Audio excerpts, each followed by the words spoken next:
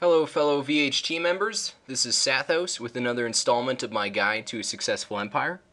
This episode we will be discussing how to plan a city layout and have a successful empire through this endeavor. To this I have established a small city, Lectra, just made it today.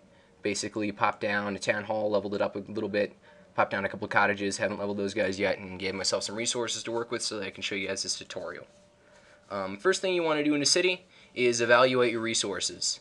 Depending on what hexes you built next to, you're going to have different resources. As you can see, this one's next to a bunch of forest hexes, or not hexes, squares. That's going to increase the amount of lumber that I'm going to have available in this city. So, as you can see, I've got a lot of trees that I'm going to have to deal with. There's a couple different methods that you can use to decide on how you're going to plan your resources. I'm probably going to build this city column style. Given the presence of what looks like a lot of wood and stone, it's probably going to be wood stone city. I don't really need one, but you take with what you take what you get, and I'll just make an iron city later.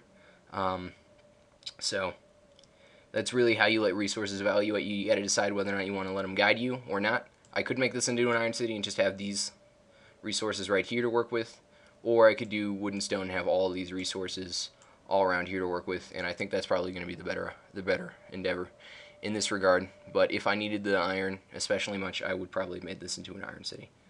First thing you want to do is get your cottages down. I'm just going to start a couple of these guys building while I show you guys the next part. Here, let's see here. Very nice little city that someone has planned. As we can see, this is a wood and stone city. You can see how they've laid out the cottages here. This is the column style. This is the style that I'm currently in the vogue with.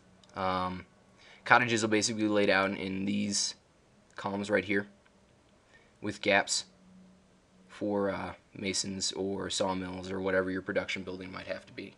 And anywhere where you would have a resource that you'd like to match it up with, for instance this stone or these stones, you can not place your cottages, save those building slots, and have a greater resource production, greater efficiency. But we're going to just want to lay out this rough skeleton for whatever we're not going to be destroying, just so we have it down there, and then we can have our construction speed really high.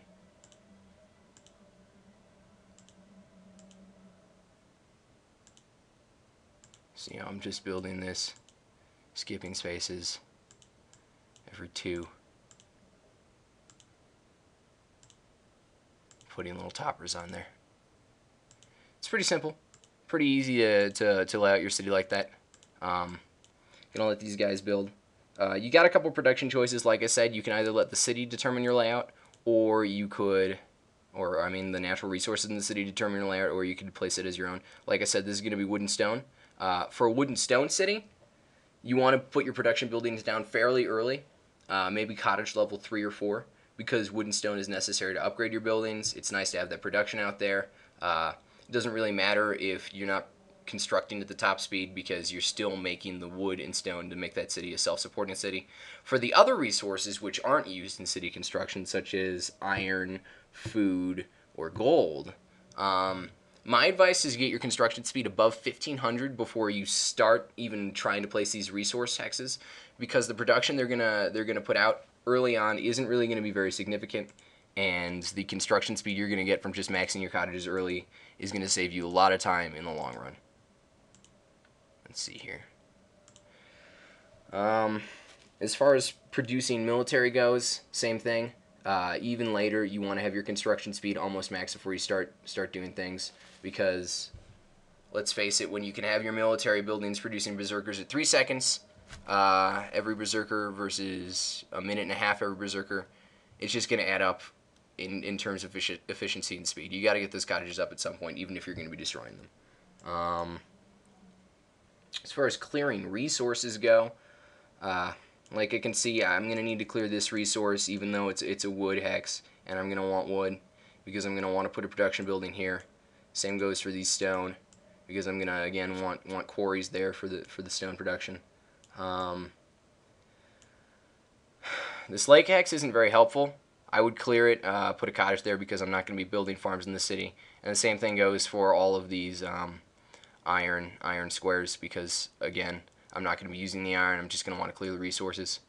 So clearing resources is pretty easy again as well, because you just pick the resources that you're going to either have to replace or not going to have to replace. In this case, it's going to be these guys right here. And then when you're sleeping, you clear the resources, and when you're awake, you start your city building again. And that should be pretty much it.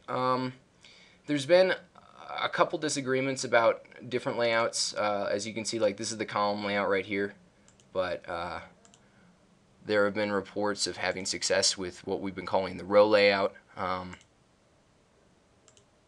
which Switchzits has made, which looks a little bit like this. If you'd like to try to build your cities in this manner, where you try to maximize resources instead of destroying your resources, you can do that. My major problems with this style of city is that cottage efficiency isn't very high. I see that he's edited this since I last looked at it to up the efficiency, but most cottages end up touching only 3 or 2 resources each. Like, see, this one only touches 2, this one only touches 2. That's only going to give a total of 60% efficiency per cottage. Whereas in the row system, or the column system, like, this guy's touching 6, this guy's touching 6, this guy's touching 6, this guy's touching 6.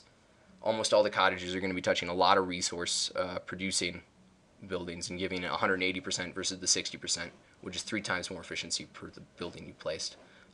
Which I think is pretty significant, because if you're only getting 60% from cottages, you might as well just, here, let's see here, you might as well just replace them with resource buildings instead. Like, this guy could probably be replaced with a quarry, not too much problem.